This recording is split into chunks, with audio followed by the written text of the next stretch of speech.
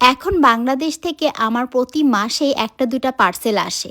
তো এই পার্সেলটা কি করে আসে, কিভাবে নিয়ে আসে, এর প্রসেসিংটা কি সেটাই আজকে আপনাদের সাথে শেয়ার করব। সাথে আমার এত বছরের চুল কেন আমি ছোট করলাম সেটাও শেয়ার করব। চলেন শুরু করি। হ্যালো এভরিওয়ান, কেমন আছেন সবাই? আশা করছি সবাই অনেক ভালো আছেন। আর আমরাও অনেক ভালো আছি। বিশেষ করে আমি নিজেকে অনেক ভালো রাখার চেষ্টা করি। কারণ আমি ভালো থাকলেই আমার সন্তানরা ভালো থাকবে। আমার কাছের মানুষগুলোকে ভালো রাখতে পারবো। তো সকাল সকাল তো আমার একটা কমন ডিউটি থাকে, সেটা হচ্ছে বাচ্চাদেরকে রেডি করে ডে কেয়ারে দিয়ে আসা। যদিও সেটা সামনের মাস থেকে একটু চেঞ্জ হয়ে যাবে। বাচ্চাদেরকে ডে কেয়ারে নামাই দিয়ে বাসায় ফিরে রেডি হচ্ছিলাম, চুল কাটাতে যাব। তো এর ফাঁকেই দেখি আমার পার্সেলটা চলে এসেছে। আর এবার আমার মা আমার পার্সেলটি পাঠিয়েছে ফাস্ট কার্গো বিডির মাধ্যমে। কিছুদিন আগেও আমি আপনাদের সাথে একটা পার্সেল আনবক্সিং এর ভিডিও শেয়ার করেছিলাম। সেই ভিডিওতে আপনারা নিজেরাই দেখেছেন যে আমার পার্সেলের ভেতরে জিনিসপত্র এত বেশি ড্যামেজ হয়েছিল, যার কারণে আমি এবার কোনো রিস্ক না নিয়ে ফাস্ট কার্গো বিডির মাধ্যমেই আমার পার্সেলটা রিসিভ করেছি। আর বিশ্বাস করেন, ওরা এত সুন্দর করে প্যাকিং করেছে। আমার প্রত্যেকটা প্রোডাক্ট একদম ভেতরে গোছানো, সুন্দর, একদম কোনো ড্যামেজ ছাড়া মাত্র 5 দিনে আমার পার্সেলটা আমার হাতে পৌঁছে দিয়েছে। আর এই ফাস্ট কার্গো বিডি কুরিয়ার সার্ভিসের মাধ্যমে আপনারা বিশ্বের যে কোনো প্রান্তে বসে বাংলাদেশ থেকে আপনাদের প্রোডাক্টটা মাত্র 5 দিনে একদম ড্যামেজ ছাড়া সুন্দর মতো আপনারা আপনাদের পার্সেলটা হাতে পেয়ে যাবেন। আর আমি তো খুব ভয়ে ছিলাম যে আমার চুড়িগুলোর কি হবে। দেখেন কি সুন্দর করে এটা কিন্তু ওরাই প্যাকিং করে দিয়েছে আমাকে। আপনারা যারা এখনো ভাবছেন যে বিদেশে বসে কি করে দেশ থেকে প্রোডাক্ট আনাবেন, তারা অবশ্যই ফাস্ট কার্গো বিডিতে যোগাযোগ করতে পারেন। আজ আমি খুব বেশি এক্সাইটেড ছিলাম, কারণ এর আগে কখনো আমি চুল এত ছোট করাই নাই। আর আমার নিউ লুকটা দেখার জন্য আমার খুব বেশি এক্সাইটেড লাগছিল। এই সেলুনটাতে আমি জাপানে আসার পর থেকেই যাই, আমি অন্য কোনো সেলুনে কখনোই যাইনি এবং আমার বাচ্চাদেরকেও এই সেলুনে নিয়ে যাই। আর আজ আমি অনেক দিন পর বাসে ট্রেনে করে যাচ্ছি। এই সেলুনটা হচ্ছে আমরা আগে যেই এলাকাতে ভাড়া ছিলাম সেই এলাকারই সেলুন। আর ওই এলাকাতে যেই পার্কিং গুলো আছে অনেক বেশি এক্সপেন্সিভ, আর গাড়ি নিয়ে গেলে অনেক বেশি ঝামেলা হতো। যার কারণেই আমি আজকে ট্রেনে বাসে করেই যাচ্ছি, ইচ্ছা করে যে নিজের মতো করে একটু সময় কাটাবো, নিজেকে একটু সময় দেব। আমি মাঝে মাঝে আমার নিজেকে একটু সময় দেওয়ার চেষ্টা করি, কারণ স্বামী, সন্তান, সংসার, পিয়ার, কাজ সবকিছু মিলায়ে আমার মাঝে মাঝে নিজেকে একদম একঘেয়েমি মনে হয়। আর তখন না চাইতেও দেখা যায় আমি আমার বাচ্চাদের উপর বিরক্ত হয়ে যাই, কিংবা স্বামীর সাথে ঝগড়া করি। সব কিছু মিলায় নিজেকে আসলে কন্ট্রোল করতে পারি না। আর যখনই দেখি আমি কোনো কিছুই ব্যালেন্স করতে পারছি না, নিজের মাথাটাকে ঠান্ডা রাখতে পারছি না, কিংবা নিজে খুব অস্থির হয়ে যাচ্ছি, তখনই আমি একটু নিজেকে সময় দিই, কিংবা আমার কোনো কিছু যেটা ভালো লাগতে পারে সেটাই করি। এদিকে এক্সাইটেডের ঠেলায় আমি খুব তাড়াতাড়ি চলে গেছিলাম। আমার সময় ছিল 11:30টায়, কিন্তু আমি চলে গেছিলাম 11টায়। তাই ওখানে বসে সময় কাটানোর থেকে আমার মনে হলো যে আমি একটু এলাকাটা আবার একটু ঘুরে আসি, যাতে আমার নিজের কাছে একটু ভালো লাগা কাজ করো। কারণ এই এলাকাতে আমার অনেক বেশি স্মৃতি, এখান থেকে আমার সংসার জীবনের শুরু, সন্তান সবকিছু এখান থেকেই। তাই এই এলাকার প্রতি আমার একটা মায়া কাজ করে। অবশেষে আমি চুল কাটানোর জন্য বসেই পড়েছি। আর এদিকে যে সেলুনের ওনার, সে তো অনেক বেশি চিন্তায় পড়ে গেছে যে আমি এতখানি চুল কাটাবো। সে বারবারই আমাকে বোঝাচ্ছিল এতটুকু কেটে দিই, কিন্তু আমি ওই যে শুনতে নারাজ। আমি তাকে বারবারই বলছিলাম তুমি আমার এতখানি চুল কেটে দিবা। এবার এতখানি চুল কাটবো শুনে সেলুনের ওনার তো একেবারেই হতবাক হয়ে গেছে। সে বারবারই আমাকে বোঝানোর চেষ্টা করছিল যে এতটা চুল কেটো না, আর সে নাকি লাইফের প্রথম এত বড় চুল কাটছে।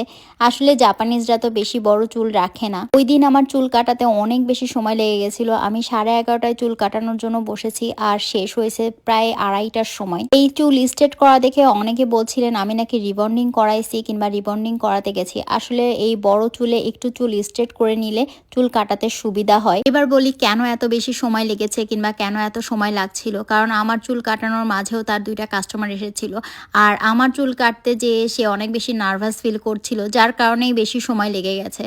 আর আমার হাতেও এদিকে সময় ছিল না, কারণ এরপরে আমার বাচ্চাদেরকে আবার ডে কেয়ার থেকে আনতে হবে, আমাকে বাসায়ও যেতে হবে। তাই আমি বললাম যে যতটুকু হয়েছে ঠিক আছে। অনেকে আবার বলছেন যে চুল কাটানো সুন্দর হয়নি, ভালো সেলুনে গেলে কিংবা যে কাটাইছে সেও অনেক বেশি অভিজ্ঞ না। আসলে এখানে আপনি হাতের কাজ জানলে যে সেলুন দিয়ে বসতে পারবেন এমনটা না। আপনাকে লাইসেন্স তুলে পড়াশোনা করে তারপরে সেলুনে কাজ করতে হবে কিংবা সেলুন দিতে হবে। তো তারপরে আমি একটু নিজের জন্য শপিং করে বাসায় যেয়ে গাড়ি নিয়ে তারপরে বাচ্চাদেরকে আনতে আসলাম। কারণ আমাদের বাড়িটা একটু পাহাড়ের ওপরে, তাই ওদেরকে নিয়ে ওঠানামা করতে আমার অনেক বেশি কষ্ট হয়। তাই সবসময় আমি গাড়ি নিয়ে ওদেরকে নিয়ে আসা নিয়ে যাওয়া করি।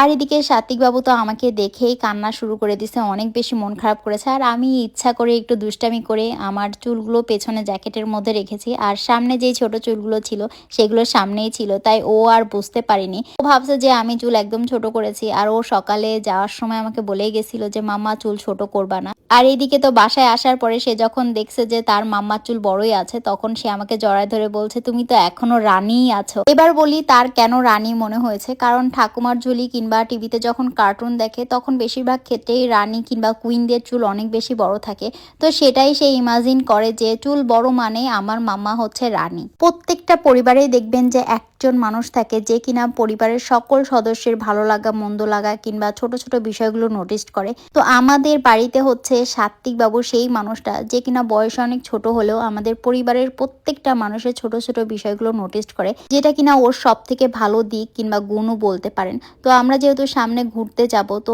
ঘুরতে যাওয়ার আগে আমি আমার প্রত্যেকটা ঘর একদম ডিপ ক্লিন করে রেখে যাই। তো আমি প্রথমে বাচ্চাদের রুম থেকেই শুরু করলাম, বাচ্চাদের এই খেলার রুমের কার্পেটটা ভ্যাকুম করছিলাম, আর ওইদিকে ওদের বাবা ওদের নেলসগুলো কেটে দিচ্ছিল।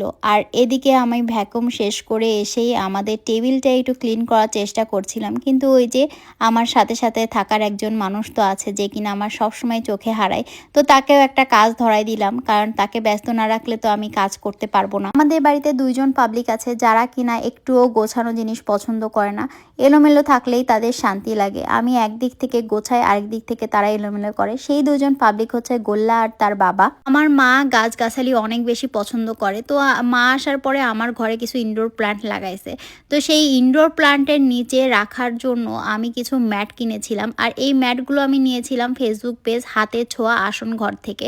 তো এই ম্যাটগুলো আপনারা টেবিলেও পাততে পারবেন, কিংবা দেখা যায় যে ইনডোর প্ল্যান্টের নিচে রাখলেও অনেক বেশি সুন্দর লাগে, কিংবা দেখা যায় ফলের ঝুড়ির নিচে, আপনি যেইভাবে আসলে ব্যবহার করতে পারেন।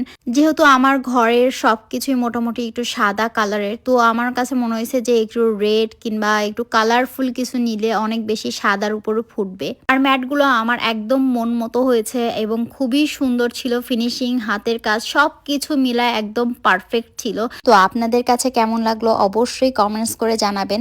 আজকের ভিডিওটা এখানে শেষ করছি, দেখা হবে নেক্সট কোনো ব্লগে। ভালো থাকবেন, টাটা।